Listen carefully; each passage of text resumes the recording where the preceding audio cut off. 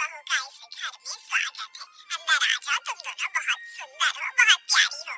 केसरी ऐसा सोचकर अपने मन में सोच रही होती है। अभी दोनों बहू आ गई हैं, इस घर को अच्छे से संभाल लेंगी, जैसे कि मैंने संभाला है। ऊपर से अब ठंड में मुझे काम भी नहीं करना पड़ेगा। जैसा मैंने सोचा था उससे भी बहुत सुंदर है मेरा ससुराल। अपना ससुराल देखकर तो मुझे इतनी खुशी हो रही है कि बस क्या बताऊं। मेरी तो सारी ठंड भी भाग गई। यहाँ तो किसी चीज की कमी ही नहीं है। कहूँ तो बहुत सुंदर लग रहा है ससुराल। पहले तो मैंने बहुत गरीबी देखी है, लेकिन ससुराल में किसी चीज की कमी नहीं होगी क्योंकि सब बढ़िया है। तो चेहरे पर मुस्कान थी। तुम दोनों बहुत थक चुकी होगी और तुम्हें ठंड भी लग रही होगी। चलो मैं तुम्हें तुम्हारे कमरे में छोड़ आती हूँ, उसके बाद तुम्हारी पहली रसोई की रस्म करेंगे।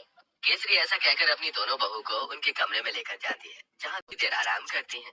कुछ ही देर में केसरी उनके पास आती है और उन्हें पहली रसोई की रस्म के लिए बुलाती है।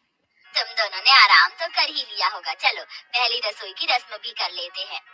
केसरी ऐसा कहने के बाद दोनों बहू को ठंड में रसोई में छोड़कर बाहर चली जाती है। थोड़ी ही देर में फिर से वो दोबारा आती है। मुझे माफ कर देना, मैं तो तुम्हें सामान निकाल कर देना ही भूल गई, अभी देती हूँ। रसोई में आकर एक कटोरी लेती है और उसमें 6 चम्मच चीनी डालती है, 2 गिलास दूध निकाल कर रख देती है और साथ में 2 कटोरी चावल निकाल के डोंगे में रख देती है। ये रहा सारा सामान। अब तुम अच्छी सी स्वादिष्ट खीर बनाकर सभी के लिए मीठे में लेकर आ जाना। केसरी इतना कहकर रसोई से बाहर चली जाती है और दोनों बहू एक दूसरे की तरफ देख रही होती हैं। लगता है माँ जी हमें कुछ ज्यादा ही भली समझ रही हैं। मुझे तो लगता है कि उन्हें ये लग रहा होगा कि हमें खाना बनाना ही नहीं आता।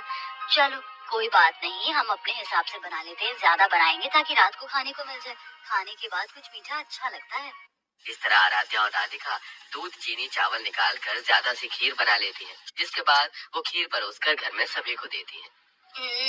बहुत अच्छी खीर बनाई है।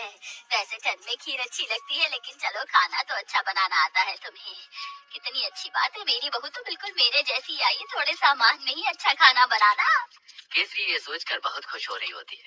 वो कुछ देर बाद अपने कमरे में आराम करने चली जाती है। अब दोपहर का खाना बनाने की बारी आती है, तो दोपहर रसोई में आती है। कुछ ही देर में केसरी भी रसोई में आती है। अरे इस वक्त तुम रसोई में क्या कर रही हो?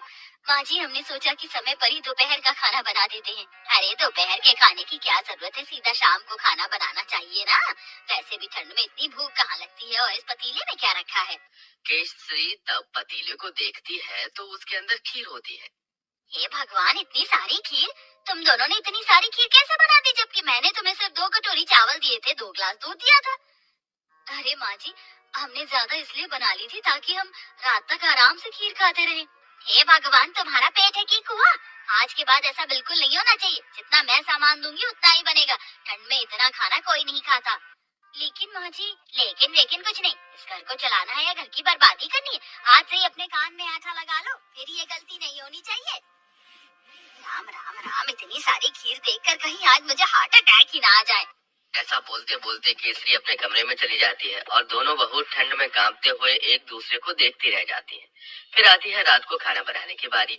तो रात को जब खाना बनाने दोनों बहू से कांपते हुए रसोई में जाती हैं, उनसे पहले वहाँ केसरी मौजूद होती है।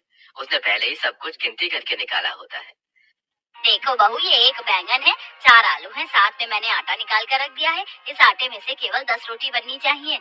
2 मेरी, 4 तुम दोनों की और 4 दोनों मेरे बेटों की। ऐसा कहकर दोनों ही बहू कंजूस सास से बहुत ज्यादा परेशान हो जाती हैं। रोटी बनाते बनाते आखिरी में 10 रोटी के बाद एक लोई रह जाती है। दोनों बहू वो भी बना देती हैं। तो इस बात पर भी केसरी उन्हें खूब सारी बातें बहुत ठंड लग रही है। एक तो घर के सारे काम करो, ऊपर से खाना भी बनाओ, तो गिरी तीखा। मेरा तो पेट भी नहीं भरता। पता नहीं कंजूस सास हमें कुछ खाने क्यों नहीं देती।